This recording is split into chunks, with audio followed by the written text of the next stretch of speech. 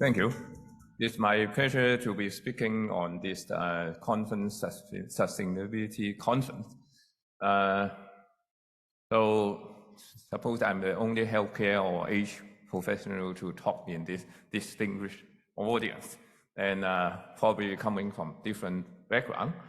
So talking about sustainability, aging is certainly an impact.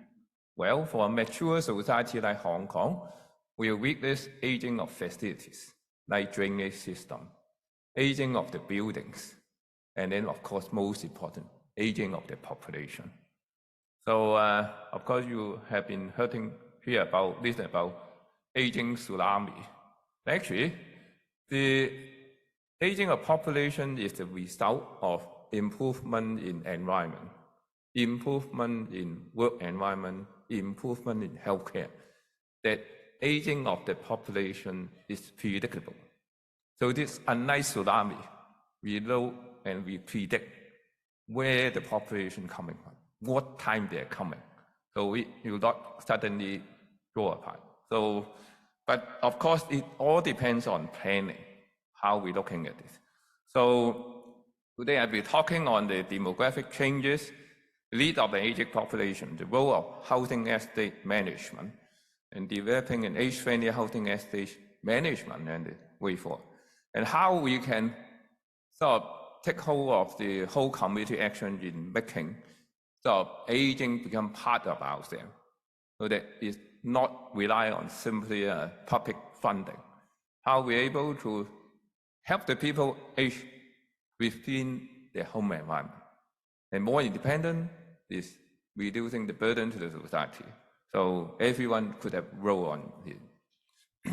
So very quickly looking at these changes in population, and you can see that the median age rise from 23 in 1961 to 2021 is 46 years old. And in 2021, 19.6% of population is over 65. So what will happen in future? So in 65 and above, the face year of 2021, 20% of them above 65, and by the time of 2046, there will be 34% of population will be over age of 65. That means 1/3 of the people will be over age of 65. So, but 65 is not very old. Our chief executive is 65. If we work for 10 years, we will be 75. So 65 to 75 is the productive year. In Hong Kong, it's going to be productive. We have a productive chief executive. So household is also important. We're looking at the sort of household changes. The household delineation changes with years. From 2011 to 2021, we can see that those singleton household or double household constitute more than nearly 50%. And average household size is only 2.7. So this very busy figure, and looking at how older people constitute so the upper part will be older people, only older people household. We're looking at only the 2021, you can see that we have 480,000. That means nearly 500,000 of households with purely older people. And some of them living alone, some of them live another people. But we have another 892,000 households with older people living in.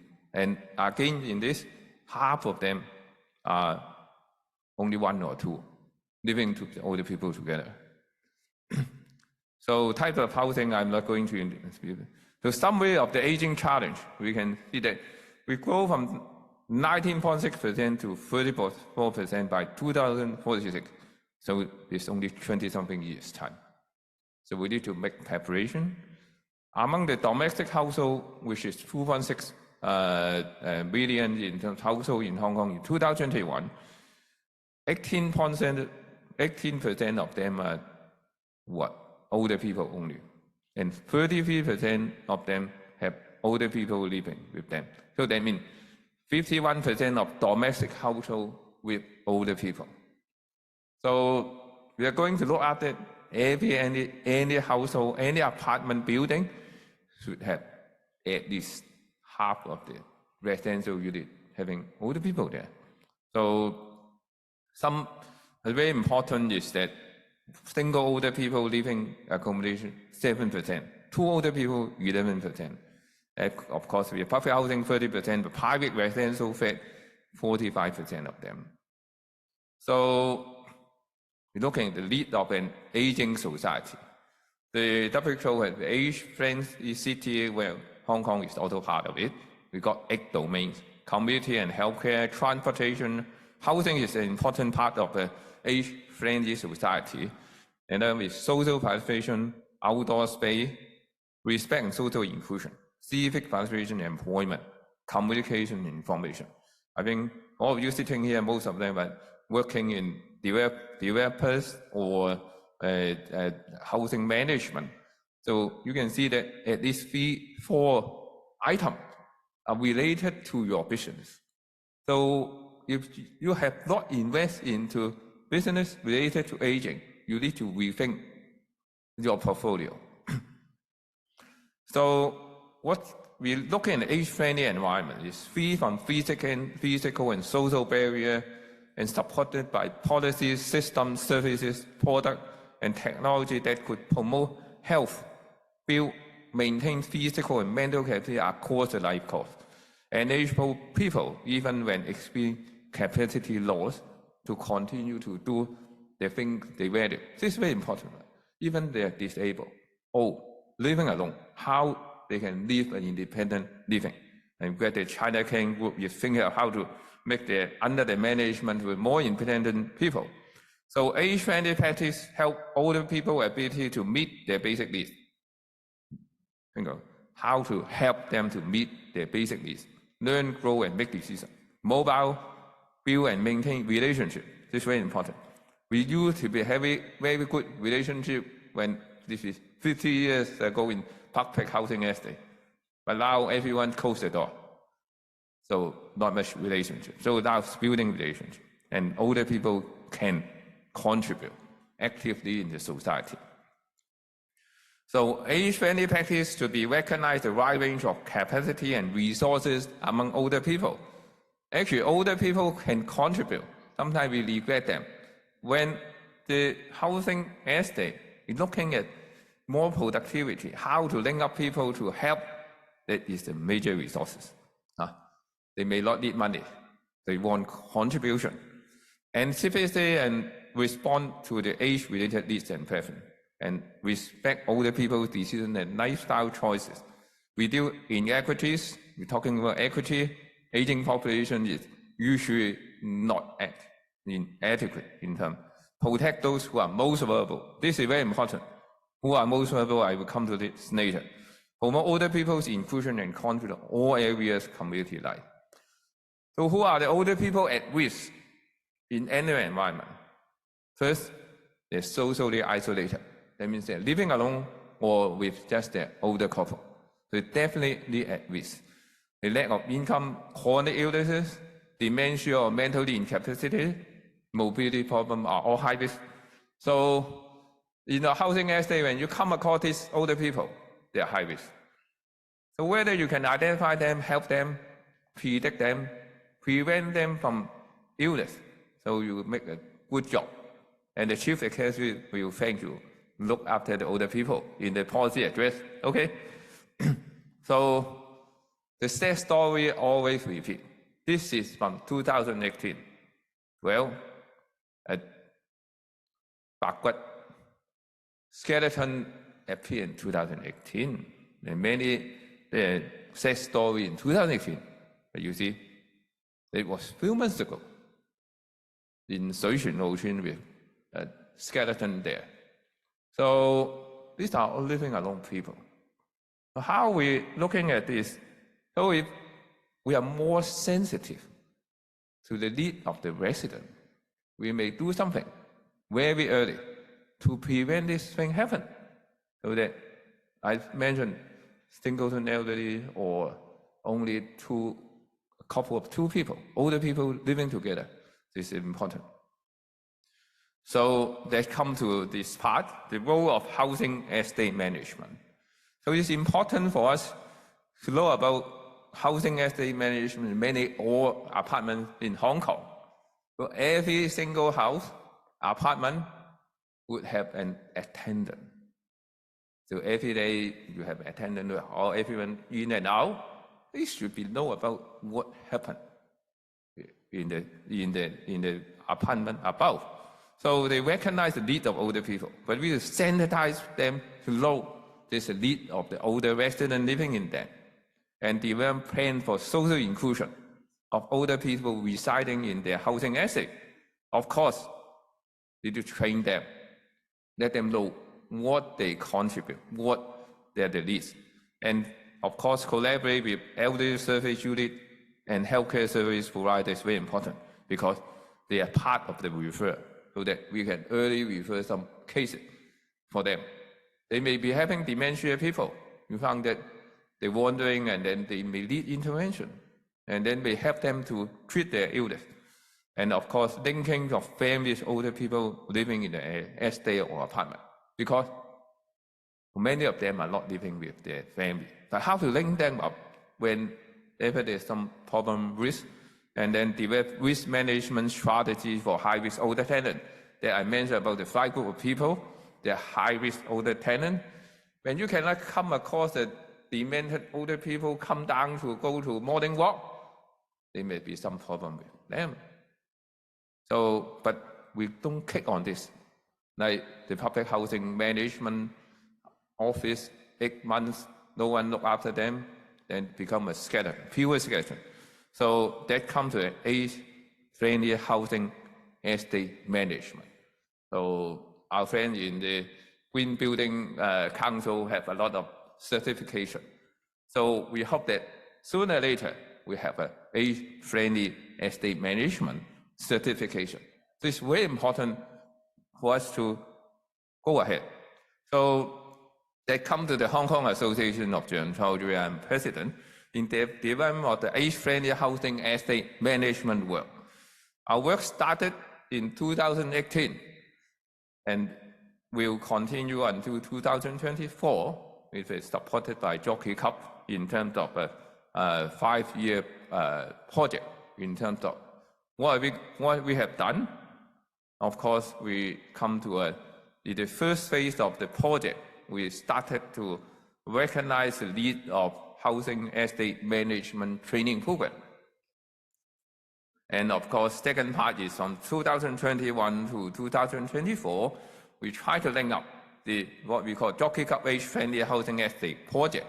So we're linking up the property management company, elderly owner corporation, and community caregivers, so as to make a friendly community under those property management companies that join this project. So we have done different things. We're coming up with different housing estates like private estates, single building. Single building is a challenge because we need to have collaboration with ownership corporation and also public housing estate. So we proceed with consultation work with all the friends of age housing estate, friendly estate, training of property management personnel, and education of community caregivers, and then consultation and also some of the work with older people. And that's the checklist that we have developed. So I'm not able to go into detail on all this, but you can read the PowerPoint from the organizer. And this very complicated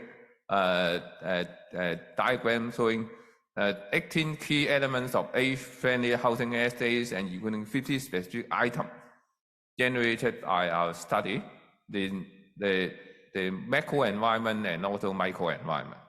So we have different areas. The microsystem, we are looking in this, how we establish, how to assist the daily activity of elderly people, and also understand the need of the older people, provide such suitable outdoor environment for older people. This all with the housing development plan, and also the system, which is the MISO system, that this is a part of the training of the housing estate management to understand the need of the older people, how to establish setting up platform for networking with age residents, social networking. So, and also provide some independent activity, how to enable them to be living there. And then, of course, this EXO system. So, whether they can go out, SSV, and also updating the modernized system. And then this is macro system will be how to establish the networking with the community and the younger people, and also helping older people to learn. So we also embark on training on age-friendly housing estates to the property management personnel in the past 3 years. So we're able to get many organizations, many companies to join us, and nowadays we have at least more than 25 estate management companies joining us in this project. So we are ongoing education for community caregivers. Like we have some virtual reality games for people know more about age-friendly. So coming to this, that we're looking at development of age-friendly estate management. This is very important. So we're looking at the training content. We need to get people know the characteristics of age-friendly community and its application, how we understand different needs of different age group. 65 to 75 is different from 75, but of course different from those over 90. So and then care need of older person and the caregiver. So what time that you need to provide support? Well, like in the one we mentioned about solution, is a 67-year-old single elderly. They may not like you to visit him frequently because they are very independent, suppose. But you know this, living alone, you know a lot coming up. Then you know what happened, something that we trigger off. And the risk of older people in the community and contribution of estate management staff in the promotion of age-friendly estate. So the training should consist of 3 parts. Manager is very important. We need to train up the manager, understand the importance of age-friendly infrastructure so that they could implement program. And then we'll be supervisor. It's great that in present day we have an estate management registration system. So this is the very best time now to instill the estate management officers requirement on learning more on how to provide age-friendly facility management. And then it's the frontline estate staff on more day-to-day management. So we pilot training program, review and further revise the training package. And we'll develop the training and update training package, and we are now submitting our training package to the qualification framework accreditation so that it will be a level 3 qualification. So in that case, they enjoy some certification. And of course, develop multimedia resource information platform to enable the estate management staff in caring older persons so that they can click on a certain point and you know what to do. You're not able to let them to memorize anything. But once sort of serious weather, then you need to look at what to do. Casey. So we're looking at, in future, can development of the age-friendly housing estate management certification that develop a standard of age-friendly estate management, validation of preliminary standard by experts in AK and you people here, estate management, pilot testing, evaluation, discussion with stakeholders. And then we finally hope to be able to set up a mechanism of survey of age-friendly housing estates. So the Hong Kong Association of Gerontology is a professional academic form association dedicated to advancement of aged care in Hong Kong. So we hope our effort could contribute in terms of enabling the community look after themselves, not by the government. We found in 1986, we have an Institute of Gerontology provide training, and also we established the Western Asia accreditation scheme accrediting the nursing home. So we have experience in setting accreditation system. So we also promote end-of-life care in the home. So the way forward will be with all our foundation work done since 2018. We're on exploration on development of content of age-friendly housing estate management system. The system is now mature. We're looking forward to more close collaboration with the industry, like the Chinachem group. On estate management, the trade organization, developers, management company, to further work on a real certificate program on age-friendly housing estate management. So we're looking forward for the collaboration with all you here, when we hope able to get funding to put this together after beyond 2004. And my dream is to age-friendly housing estate management certificate program could be fully implemented in Hong Kong in 3 years' time. So it all depends on all of us effort here, how to make this a reality. So if you want to know more about aging, Casey had read my book. So if you not come across my book, you can buy a book. And just have a say, this is volume 1. The volume 2 is coming in December. So those of you who had read the volume 1, you go to the bookstore to buy the volume 2 and a good Christmas gift to everybody. Thank you very much.